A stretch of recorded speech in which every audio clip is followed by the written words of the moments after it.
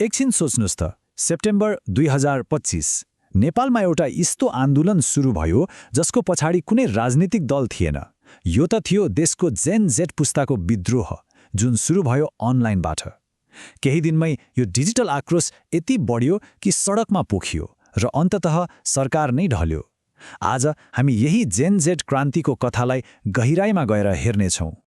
घरमा नबस्नु, साथीहरूलाई ल्याउनु, न्यायका लागि आवाज उठाउनु, सुन्दा कति सामान्य लाग्छ हैन? तर यही एउटा लाइन त्यो झिल्को बन्यो जसले पुरै नेपालमा आगो लगाइदियो। सामाजिक सञ्जालमा भाइरल भएको यही एउटा सन्देशले हजार युवालाई सडकमा उत्रिन बाध्य बनायो। यो केवल नारा थिएन, यो त परिवर्तनका लागि छटपटाइरहेको पुरै पुस्ताको गर्जन थियो भनौँ न। अब यो सबै कसरी भयो त? यो क्रान्ति केही रातारात भएको घटना बिल्कुलै थिएन। सत्य त के हो भने वर्षौंदेखिको असन्तुष्टि, आक्रोश र निराशाले नेपाललाई एउटा बारुदको थुप्रो बनाइसकेको थियो। अब त केवल एउटा सानो झिल्कोको मात्र प्रतीक्षा थियो। यो बारुद जम्मा हुनुको पछाडि सबैभन्दा ठूलो कारण थियो देशमा रहेको गहिरो आर्थिक खाडल। सोच्नुहोस् त, एकातिर एक औसत नेपालीको वार्षिक आम्दानी थियो जम्माजम्मी 1400 अमेरिकी डलर, अनि अर्कोतिर थिए राजनीतिक पहुँच भएका नेपो किड्स, जो सामाजिक सञ्जालमा आफ्नो विलासी जीवनको खुलेआम प्रदर्शन भर्थे। यो खुल्ला असमानताले युवाहरूको मनमा आक्रोशको आगो नदन्काएर के गर्थ्यो त?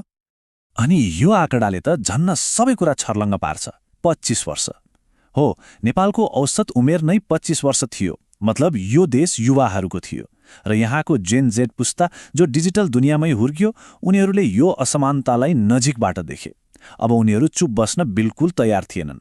भनौँ न, धैर्यको बाँध टुट्ने सङ्घारमा थियो। ल, अब कुरा गरौँ त्यही झिल्कोको, जसले त्यो बारुदको थुप्रोमा आगो लगाइदियो। त्यो झिल्को थियो सरकारको एउटा घातक निर्णय। आफ्नो विरुद्ध बढ्दै गएको आलोचना र आक्रोश देखेर सरकार आत्तियो र आवाज दबाउनका लागि एउटा कदम चाल्यो। उनीहरूको हतियार डिजिटल ब्ल्याकआउट। तर उनीहरूलाई के थाहा, यही कदमले उनीहरूलाई नै उल्टा हान्नेछ भनेर। सरकारले एकैचोटि फेसबुक, टिकटक, इन्स्टाग्राम, युट्युब जस्ता 26वटा प्लाटफर्ममाथि प्रतिबन्ध लगाइदियो। सोचेको थियो होला यसो गरेपछि सबै शान्त हुन्छ, तर भयो ठिक उल्टो। आक्रोश निभाउनुको सट्टा झन दन्कियो। किनभने यो केवल अभिव्यक्ति स्वतन्त्रतामाथिको हमला मात्रै थिएन, यो त डिजिटल काम गरेर आफ्नो गुजारा चलाउने हजारौं युवाहरूको पेटमाथिको सिधा प्रहार थियो। अनि त्यसपछि त घटनाक्रमले यस्तो तीव्र गति लियो कि कसैले सोचेकै थिएन। सेप्टेम्बर 6 देखि 8 सम्म इन्स्टाग्राम र डिस्कोर्ड जस्ता प्लेटफर्ममा आन्दोलनको आह्वान भयो। सेप्टेम्बर 8 मा हजारौं युवा सडकमा उत्रिए। सुरुमा शान्तिपूर्ण थियो, तर पछि हिंसामा बदल्यो र अन्ततः सेप्टेम्बर 9 मा त्यो विशाल दबाव थेग्न नसकेर प्रधानमन्त्रीले राजीनामा दिन बाध्य भए। तर यो जित सस्तोमा आएन। सरकारी दमनमा 19 जना प्रदर्शनकारीले ज्यान गुमाए, 100 घाइते भए। अस्पतालका बेडहरू 18 देखि 23 वर्षका युवाहरूले भरिएका थिए। भन्नुपर्दा परिवर्तनको मूल्य रगतले चुकाइएको थियो। यो आन्दोलनको एउटा निकै रोचक कुरा थियो यसको प्रतीक। त्यो थियो चर्चित जापानिज एनिमे वन पिसको झण्डा। स्ट्र ह्याट पाइरेट्सको यो झण्डाले सत्ता र अन्याय विरुद्धको विद्रोहको भावनालाई दर्शाउँथ्यो। र रोचक कुरा के भने यसले नेपाली युवाहरूको यो लडाईँलाई एसियाभरि चलिरहेका अरू युवा आन्दोलनहरूसँग पनि प्रतीकात्मक रूपमा जोड्न पुग्यो। सरकार त ढल्यो, तर कथा यहाँ सकिँदैन। त्यसपछि जे भयो त्यो सायद कसैले कल्पना पनि गरेको थिएन। देशको नयाँ नेता को बन्ने भन्ने निर्णय पनि इन्टरनेटबाटै भयो। प्रधानमन्त्रीले त राजीनामा दिए, तर अब के? देशको नेतृत्व कसले सम्हाल्ने? यो ठूलो प्रश्नको जवाफ कुनै राजनीतिक दलको बन्द कोठामा होइन, बरु इन्टरनेटमा खोजियो। अनि तब आयो एउटा साँच्चीकै अद्भुत क्षण।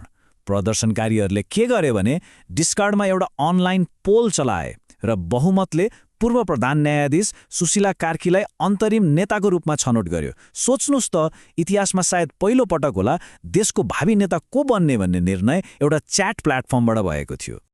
त्यो डिस्कार्ड पोलको नतिजालाई सम्मान पनि गरियो। सेप्टेम्बर 12 मा सुशीला कार्कीलाई अन्तरिम प्रधानमन्त्री नियुक्त गरियो र यसका साथै उहाँ नेपालको इतिहासमै पहिलो महिला प्रधानमन्त्री बन्नुभयो, जुन आफैमा एउटा ऐतिहासिक उपलब्धि थियो।